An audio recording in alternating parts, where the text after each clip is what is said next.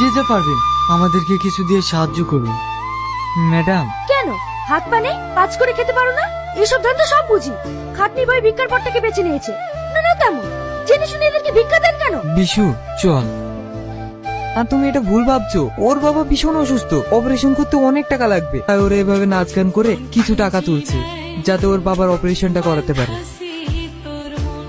কি ব্যাপার আপনি? কালকে আমি না জেনে তোমাদের সঙ্গে অনেক খারাপ ব্যবহার করেছি, তার জন্য সরি। একটা কথা কি জানেন ম্যাডাম, যাদের কপাল খারাপ হয় তাদের এইরকম কথা প্রত্যেক দিনই শুনতে হয়। এই গরিবদের দুঃখ কষ্ট বোঝার মতো ক্ষমতা খুব কম মানুষেরই আছে।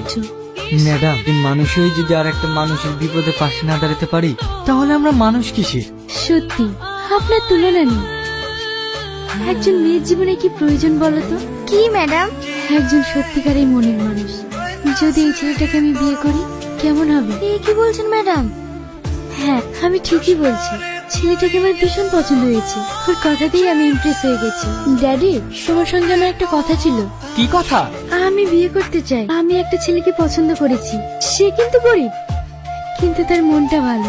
কিন্তু আমাদের স্ট্যাটাসের সঙ্গে মিলবে কি করে? ওর কিছু নেই তো কি হয়েছে, আমাদের তো সবকিছু আছে। তোর কোনো কিছুতেই অমত করিনি, তাই তুই যেটা ভালো বুঝিস সেটাই কর। রিয়াজ, তোমাকে একটা কথা বলার জন্য এসেছিলাম, কিন্তু এই মুহূর্তে তোমাকে যে কিভাবে বলি। তোমাকে আমি বিয়ে করতে চাই, তুমি আমায় বিয়ে করবে? আমাদের মতো গরিব মানুষকে নিয়ে সবাই মজা করে। না না ম্যাডাম, সত্যি বলছে, তোমাকে আমার ভীষণ পছন্দ। না ম্যাডাম, এই মুহূর্তে বিশুকে রেখে আমি। বিশুও থাকবে? ও তোমার ছোট ভাইয়ের মতো। এখন কান্না করে লাভ কি ম্যাডাম? আপনি তো নিজের হাতে সবকিছু শেষ করে দিয়েছেন। বিশু তুই থাক, আমি তোর ভাবিকে খাবারটা দিয়ে আসি। আজ অপমান হতে যাচ্ছো? কেন অপমান হতে যাবো? ও তো আমার বউ। খাবারটা দিয়ে আসি, না হলে আমার না খেয়ে থাকবে। দেখুন মিস্টার ঘোষ, আপনি নিশ্চিন্তে থাকতে পারেন। আপনার প্রজেক্ট আমি 3 মাসের মধ্যে কমপ্লিট করে দেবো। আমি জানি আপনি সেটা পারবেন।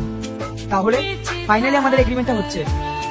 অনেক বেলা হয়ে গেছে, খাবারটা খেয়ে নাও। এই যে এসব চাকরি করতে পেরে আসলো। সরি স্যার, সিনি ম্যাডামের হাজবেন্ড। কি? এটা তোমার হাজবেন্ড? কেন আমাকে দেখে আপনাদের মানুষ মনে হচ্ছে না? এটাই আপনাদের বড় লোকদের সমস্যা। সবসময় মানুষের ড্রেস দেখে বিচার করেন, তবে ড্রেস দেখে নয়, মানুষের মন দেখে বিচার করতে শিখুন। কি? যত বড় মুখ নেই তত বড় কথা। নিশ্চয়ই না।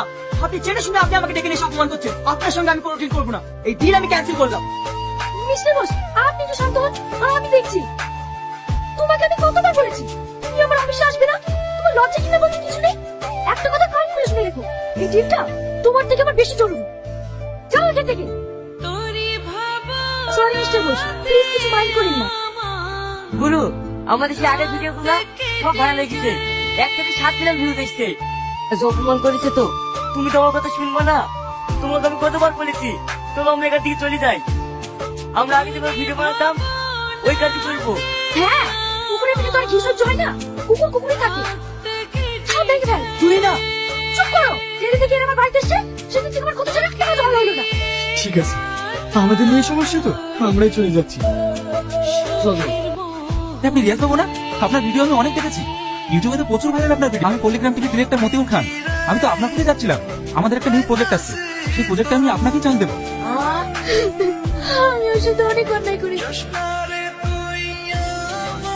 হ্যাঁ বলুন, আমার ম্যানেজার আমাকে সব কথাই বলেছে, কিন্তু সরি আমি এই প্রমোশনটা করতে পারবো না, কারণ আমার কোনো ডেটই ফাঁকা নেই। আর হ্যাঁ, আমি সুইজারল্যান্ড যাচ্ছি, তুমি 17 তারিখে টিকিটটা বুকিং করে নিও। আপনারা কি নামি দামি প্রোডাক্ট কিনতে চান?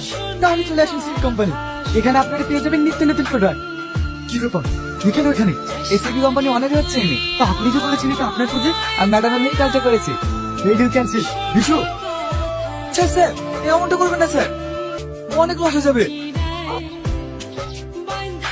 এসব কি হচ্ছে? আমি তোমার সঙ্গে অনেক অন্যায় করেছি, জানি এই অন্যায়ের কোনো ক্ষমা নাই। আমি তোমার সঙ্গে আরেকটা সুযোগ চাইছি, প্লিজ তুমি আমাকে ক্ষমা করে দাও। কেন তোমার অহংকার কেন বসায়? একটা কথা কি জানো, এই পৃথিবীতে কোনো মানুষকে ছোট চোখে দেখো না। প্লিজ তুমি আমাকে ক্ষমা করে দাও। তুমি যে নিজের ভুলটা বুঝতে পেরেছো, এতেই আমি অনেক খুশি।